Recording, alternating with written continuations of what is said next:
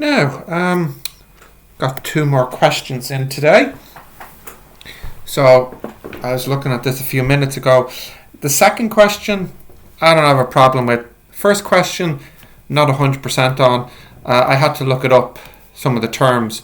So, a variable displacement pump, as the name suggests, that's a pump where you can adjust the liquid or gas intake. So like an example, a fixed displacement pump would be like a 30cc pump, and it always pumps 30cc per revolution of the pump. Whereas a variable displacement pump, you can change that. There's different ways you can change it. I don't know, changing the length of the piston or whatever.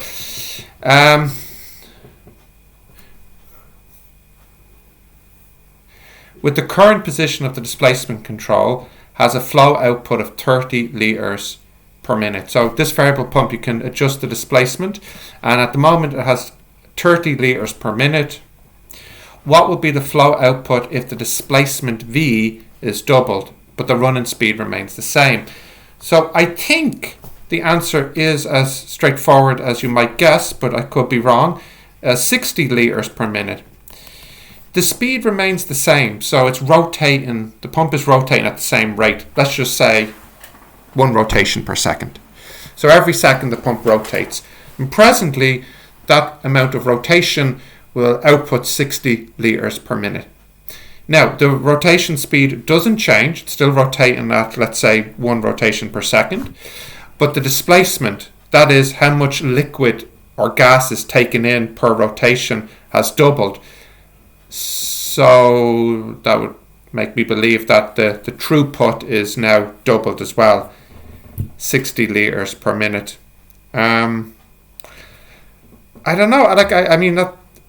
I've not worked with displacement pumps before, so I could be way off the mark here. If anyone thinks I'm way off the mark, please comment below. The second one though is okay. I've seen this one before. A cylinder is used to lift a load, so like a hydraulic cylinder. And what pressure will be needed to lift a load of 1,000 kilograms? So there's a big huge load sitting on this hydraulic piston of 1,000 kilograms, but that's the mass. The weight you can get by the formula mg. So that's 1,000 times 10, that's 10,000 newtons. So this is pushing down with 10,000 newtons. So this will need to push up with 10,000 newtons. How much force will this hydraulic piston push up with? Well, you have the formula, pressure is force over area, or the thrust force is pressure times area. And you need that to equal 10,000. So the pressure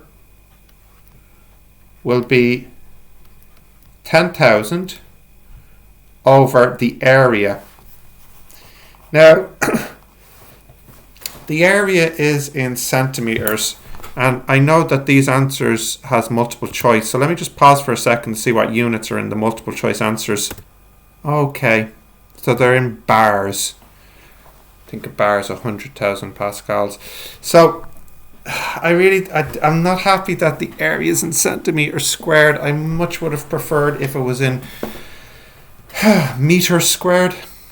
So let's do a bit of conversion. 10 centimetres squared is equal 10 centi squared meter squared, which is 10, and centi is 100th squared meter squared. That's 10 over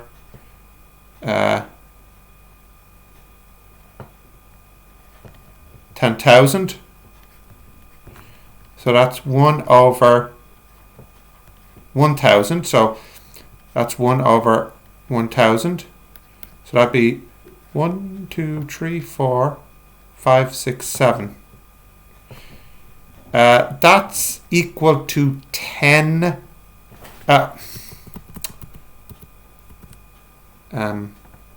pascals. That's equal to 10 bars, I think. Or is it 100 bars? How many pascals in a bar? Let me double check that. Yeah. Five zeros. 5 zeros makes a bar. So 1, 2, 3, 4, 5. So yeah, 100 bars is the answer. Yeah, hopefully I didn't make any slips there. So I think the answers for these two questions, 60 litres per minute and 100 bars. This I'm pretty happy with, unless I made some silly arithmetic slip. I'm pretty happy with the formula for this one. But I'm not as confident with the first one, just only because I've never studied it before. But I'm